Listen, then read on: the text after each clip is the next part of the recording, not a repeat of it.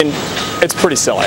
Okay, so when somebody does forward in one of their neighbors' complaints or a so-called myth, and they include the email address, so the White House is purging or deleting all those emails?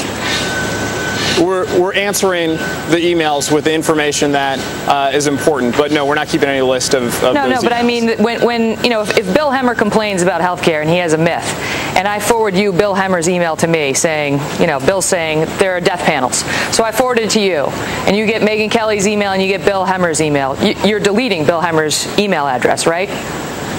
Well, first of all, I'm glad you brought up the death panels because that is one of the myths that's been propagated out there by leaders of the anti-reform movement. No, but if you could just answer my question, because we already did a whole panel on the death panel issues. Oh, no, I saw it and you used the term passive euthanasia, and I would like to talk about that. But I don't want you to conflate the notion that we get emails and we answer with the facts with this notion that we're keeping some list of all the emails. But my question is, do you purge and delete the name of the complainant? I understand your question, but do not confuse your viewers into thinking that we are keeping a list of the opponents of reform. We're not. We're just You've trying to already go said out that there 3 times, and answer Bill. Please just answer my question. I know, is there a reason you don't answer it? Are you purging and deleting those emails, or aren't you? It's not clear to you because it's not because you're not answering. Because you keep coming. Megyn, you're flabbergasting. I got to say. We're not keeping an enemies list. We're answering people's questions, and the fact that you guys keep talking about this so much is confusing people, I think, because we're not keeping any list. We just want to make sure that people have the facts. You're not keeping the enemies about list. What's going on. I hear you. You've made that point 3 times. Now, if you would just please answer my question: are you purging or deleting the actual? Are you purging or deleting the emails of the citizens who have raised complaints? Right. I appreciate that question. We're not altering their emails in any way. We're just answering the person who emails us with the facts. Okay. So you're not purging them. You're not deleting them from the White House records. Why would we delete them from the White House records? We're answering the emails. No.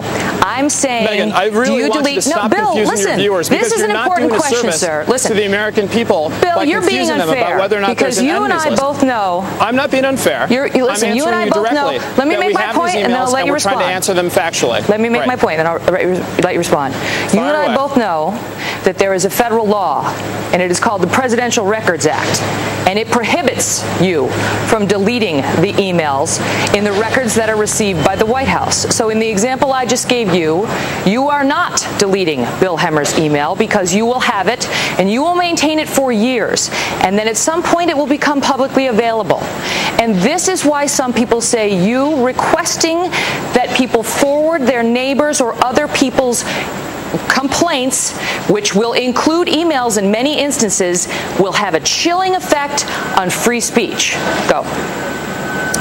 And I think the reason why people are confused is because journalists, not unlike you, are saying things like, are knowing that the Presidential Records Act suggests that we keep records here, but none of that information is made public for a very long time, and we're not keeping a list because that is ludicrous.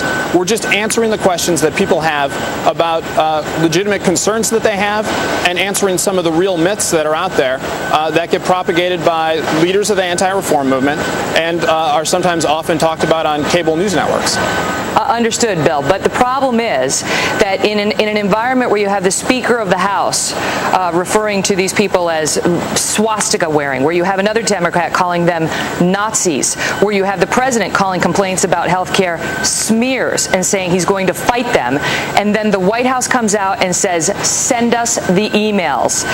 Those who are behind the emails may feel a little reluctant to engage in such speech in the future. And that is the complaint not just cable news has about it, Bill Burton, but the ACLU has even come out and said, we've got a serious problem with that.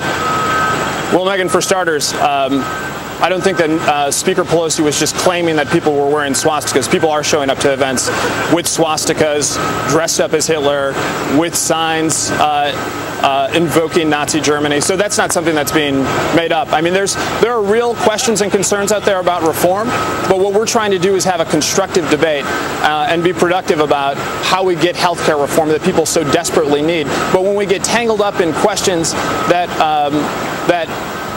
go after how we're trying to answer people's questions and concerns and shoot down myths that are out there, I think that's a distraction from what the real issue here is, which is that the American people desperately need health care reform because costs are getting too high, too many people don't have insurance, and the president thinks that people should have more choices as it relates to their insurance. Understood. There's another concern, and it's about free speech, and I hope at some point, Bill, you and I can get to that one. For now, we're out of time. Megan, thanks for being here with us. We are fully behind free speech. I want to make sure that your viewers know that. We're for free speech. Thanks, Bill.